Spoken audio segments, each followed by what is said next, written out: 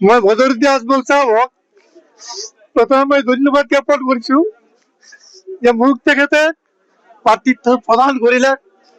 তাৰপিছত মোৰ জিলাৰ পৰা ডিঙৰ বিধায়ক আমিনুল ইছলাম, চম্পক কলিতা, মতিউৰ ৰহমানক মই ধন্যবাদ জনাইছো। আৰু তেখেতৰ নেতৃত্বত যিটো কোৰ কমিটি হৈছে তাৰ ভিতৰত আমাৰ মৌলানা আব্দুল কাদিৰ সাহেবক মই ধন্যবাদ জনাইছো। ধুবুৰীৰ বিধায়কক মই ধন্যবাদ জনাইছো। চেঙাৰ বিধায়কক মই ধন্যবাদ জনাইছো। আপোনাৰ জনিয়াৰ বিধায়কক মই ধন্যবাদ জনাইছো। কোৰ কমিটিৰ সকলো সদস্যক মই আন্তৰিক ধন্যবাদ জ্ঞাপন কৰিছো যে তেখেতসকলে মোক এই সমষ্টিত কেৱল বাধা বিঘ্নি থকা সত্ত্বেও ডিঙৰ এমএলএ সিৰিয়াছলি মোৰ কাৰণে লাগিছে। তেখেতে মোক এই দলত যোগদান কৰাইছিল। গতিকে আজি তেখেত মোৰ ওচৰতে বহি আছে। গতিকে আজি চম্পক কলিতা, তেখেত মতিউৰ ৰহমান, তেখেতসকলে মোক এই দলত জইন কৰাইছিল। আৰু বদৰুদ্দিন আজমল সাহেবে যে মোক এই সমষ্টিত ইমান বাধা বিঘ্নি থকা সত্ত্বেও মোক যে এই প্ৰাৰ্থিত্ব প্ৰদান কৰিলে তাৰ কাৰণে মই অন্তঃস্থলৰ পৰা মই তেখেতক ধন্যবাদ জনাইছো। তেখেত দীৰ্ঘায়ু হওক আৰু তেখেতৰ আশীৰ্বাদ নিশ্চয় মোৰ পেৰত আছে। আৰু অহা নিৰ্বাচনত তেখেতৰ আশীৰ্বাদ আছে বুলি মই প্ৰমাণ পাই গলো। আৰু অহা নিৰ্বাচনত মই এই সমষ্টিত ৰাইজে মোক যথেষ্ট ভোট দি জয়যুক্ত কৰি বিধানসভালৈ পঠাব। মই প্ৰথমতে 7-8 মাহ এই সমষ্টিত মই এজ এ ইণ্ডিপেণ্ডেণ্ট কেণ্ডিডেট হিচাপে ঘূৰিছিলোঁ। কিন্তু যোৱা 18 তাৰিখত, জানুৱাৰীৰ 18 তাৰিখে মই এই দলত জইন কৰাৰ পিছত মোৰ এটা বিশ্বাস হৈছে যে এই সমষ্টিত এজিপি বিজেপিৰ পৰা যিয়ে হওক, কংগ্ৰেছৰ পৰা যিয়ে হওক, অন্তত আল্লাহৰ ওপৰত ভৰসা কৰি মই আজি ক'ব বিচাৰিছো। আৰু ভোটাৰসকলে মোক যথেষ্ট ভোটো দিব। আৰু নেতাৰ এটা আশীৰ্বাদৰো প্ৰয়োজন। আজমল সাহেবৰ এটা আশীৰ্বাদ যদি মোৰ ওপৰত থাকে, ইনশাআল্লাহ অহা নিৰ্বাচনত চামাগুৰি সমষ্টিৰ পৰা মই জয়যুক্ত হ'ম আৰু আজমল সাহেবৰ এটা মনৰ আশা আকাংক্ষা পূৰণ হ'ব।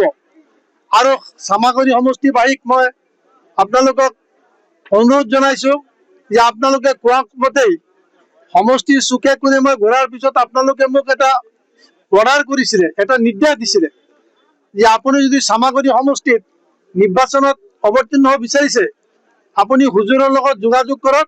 হুজুৰ মানে তেখেতসকলক যেতিয়া মই প্ৰশ্ন কৰিছিলো তেতিয়া কৈছে আমাৰ বদৰুদ্দিন আজমল সাহেব আমাৰ ইউডিএফৰ প্ৰধান, জমিয়তৰ সভাপতি, যিজন মানুহে নৰ্থ ইষ্ট ৰিজনত অসমত শিক্ষা জগতত, স্বাস্থ্য জগতত বিভিন্ন ধৰণৰ সহায় সহযোগিতা মানুহক কৰে। আপুনি তেখেতৰ লগ আৰু তেখেতৰ পৰা যদি আপুনি দলৰ টিকেটটো আনিব পাৰে আমি 70% মানুহে আপোনাক এই সমষ্টিৰ পৰা ভোট দিম বুলি আপোনাক প্ৰতিশ্ৰুতি দিলো। এই হিচাপে মই জইনো কৰিছিলো।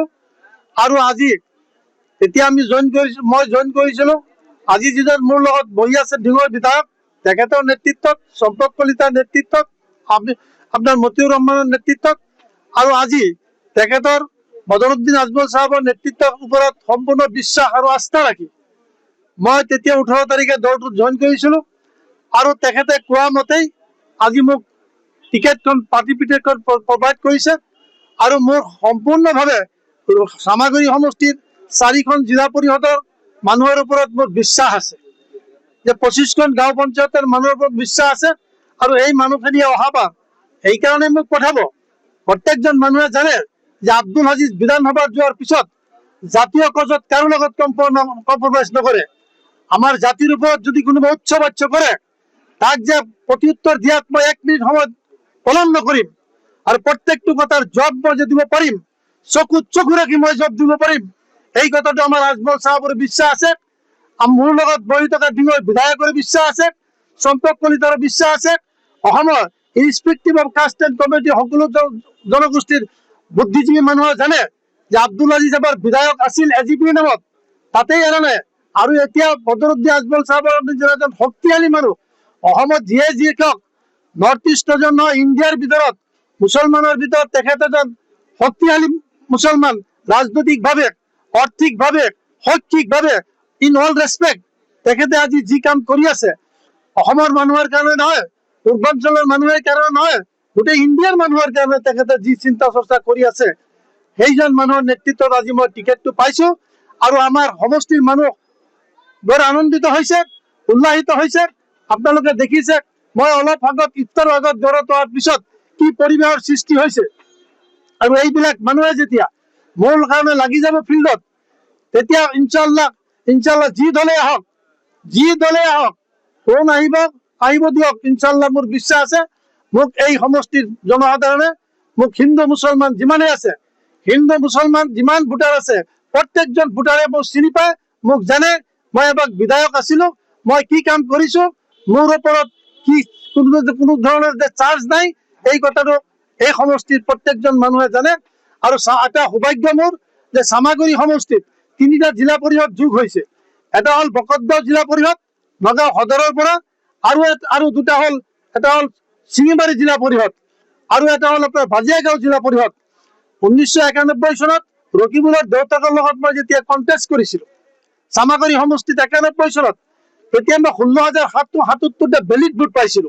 অলপ ভোটৰ ব্যৱধানত ৰকিবুলৰ দেউতাক মৰহুম নুৰ হুছেইন চাহাবৰ লগত মই পৰাজয় বৰণ কৰিছিলো। তেখেত আছিল কংগ্ৰেছৰ প্ৰাৰ্থী আৰু মই আছিলো মোৰ ইণ্ডিপেণ্ডেণ্ট এটা অৰ্গেনাইজেশ্যন গণতান্ত্ৰিক গণসন্মিলন। মোৰ প্ৰতীক চিন আছিল ছাতি। আজি পুৰণা চামাগুৰি সমষ্টিৰ প্ৰত্যেকজন মানুহে ছাতি চিনি পায়, ছাতিৰ লগত তেখেতসকলৰ প্ৰেম প্ৰীতি ভাল পোৱা আছে। মোক 91 চনত সেই 2টা জিলা পৰিষদ ভাজিয়াগাঁও আৰু শিঙিমাৰী জিলা পৰিষদৰ যিমান মানুহে ভোট দিছিল, তাৰ অন্তত 50% মানুহ এতিয়াও জীয়াই আছে। আৰু তেখেতসকলে যদি 91 কথা মনত তুলি মোক কিমান ভোট দিছিলে, কিয় নিদিব? সোণাইবলী ইনচিডেণ্টৰ পিছত চামাগুৰি পুৰণা সমষ্টিৰ মানুহে জানে, আজি যি 2টা জিলা পৰিষদ আছে, প্ৰত্যেকজন মানুহে জানে। আমাৰ সংখ্যালঘু ছাত্ৰী ইউনিয়নে 20 লক্ষ মানুহৰ নাম বাদ দিয়াৰ পিছত প্ৰফুল্ল মহন্তৰ গভৰ্ণমেণ্টৰ দিনত তাত যাওঁতে অৱস্থান ধৰ্মঘট কৰোতে গুলিয়ে আমাৰ 4জন মানুহক নিহত কৰিছিল, 19জন মানুহক আহত কৰিছিল। আৰু সেই পৰিস্থিতিত পিছদিনা ৰাতিপুৱা 30 জুন তাৰিখে মই ভৰমাত অসমৰ মুখ্যমন্ত্ৰীৰ লগত মোৰ কি কথা বতৰা হৈছিল, মই পিছ ৰখি নাছিলো। মই জানো সিদিনা যদি মই পলালো হয়, মোৰ মানুহক এৰেষ্ট কৰিলে হয়, পুলিচ কাষ্টডিত পঠালে। মই এই প্ৰতিবাদ যে কৰিছো, আৰু অসমত সংখ্যালঘু আন্দোলনত মই প্ৰথম জেল খটা মানুহ। হাউলিত 1981 চনৰ জানুৱাৰীৰ প্ৰথম ৰোজা, মই ৰোজা অৱস্থাত মোক পুলিচ কাষ্টডিত 6 ঘণ্টামান মোৰ অত্যাচাৰ কৰিছিল। এই কথা অসমৰ প্ৰত্যেকজন মানুহে জানে। আৰু আজি এনেকুৱা এটা দলত মই উপস্থিত হৈছো, এনেকুৱা দলে মোক এটা টিকেট দিছে, যি দলত বদৰুদ্দিন আজমলৰ নিচিনা এজন মানুহ, শক্তিশালী মানুহ এই দলটো লিড কৰি আছে। যিজন 3বাৰ পাৰ্লামেণ্টত যোৱাৰ পিছত ভাৰতবৰ্ষৰ ভিতৰত স্বাধীনতাৰ পিছত কোনো এজন MP দিল্লীত গৈ তেখেতে যিবিলাক কথা প্লেচ কৰিছে, আমাৰ সমস্যা সম্পৰ্কে, অসমৰ সমস্যা সম্পৰ্কে, নৰ্থ ইষ্ট ৰিজনৰ সমস্যা সম্পৰ্কে, আমাৰ সংখ্যালঘু সমস্যা সম্পৰ্কে যিবিলাক কথা উপস্থাপন কৰিছে, আজি গৌৰৱ গগৈয়ে 3বাৰ MP হৈছে, এবাৰ আমাৰ মুছলমানৰ কথা, মুছলমানৰ সমস্যাৰ কথা, আমাৰ এই যে ইভিকশ্যন হৈছে, হাজাৰ মানুহক উচ্ছেদ কৰিছে, বুলডোজাৰ চলাইছে, এই সম্পৰ্কে আজি যদি বদৰুদ্দিন আজমল সাহেব থাকিলে হয়, অন্তত তৰুণ গগৈৰ ল'ৰা গৌৰৱ গগৈ, ইভেন কি ৰকিবুল হুছেইন যে পাৰ্লামেণ্টত আছে, আমাৰ কাৰণে এটা বাক্য ব্যৱহাৰ কৰা নাই। আৰু এতিয়া আহিছে চামাগুৰি সমষ্টিত তাৰ ল'ৰাটোক কংগ্ৰেছৰ টিকেট দি, আমাৰ পৰা ভোট দি, মিয়া মুছলমানৰ ভোট দি, তেওঁৰ দেউতাকে খাইছে 10 বছৰ, তেওঁ খাইছে 25 বছৰ। এতিয়া আকৌ এই সমষ্টিত ইমান ইঞ্জিনিয়াৰ, ডাক্তৰ, মানে প্ৰফেচাৰ, বিভিন্ন শিক্ষাবিদ থকাৰ পিছতো তাৰ ল'ৰাক আকৌ ইয়াত প্ৰজেক্ট কৰিছে। আৰু অহা নিৰ্বাচনৰ 9 তাৰিখে অন্তত চামাগুৰি মানুহক অনুৰোধ কৰিম, আপোনালোকৰ ইমান শিক্ষিত মানুহ কংগ্ৰেছত থকা সত্ত্বেও তেওঁৰ দেউতাকে তেওঁ খেলে 25 বছৰ, আকৌ তেওঁৰ ল'ৰাটোক লৈ আহিছে, তাৰ প্ৰতি উত্তৰ আপোনালোকে বেলটত, এতিয়া বেলটটো নাই, আপোনাৰ বুটাম টিপি তাৰ প্ৰতি উত্তৰ আপোনালোকে দিব বুলি মই চামাগুৰি সমষ্টিৰ মানুহক কৰজোৰে অনুৰোধ জনাইছো, হাত জোৰ কৰি অনুৰোধ জনাইছো। আপোনালোকে দেখুৱাই দিব যে যোগ্য মানুহ থকা সত্ত্বেও তেওঁ ল'ৰাক যে পঢ়াইছে, আৰু ইয়াৰ মানে প্ৰতিবাদ যিকোনো খবৰৰ বাবে যোগাযোগ কৰক আমাৰ এই নম্বৰত 9181 307 221।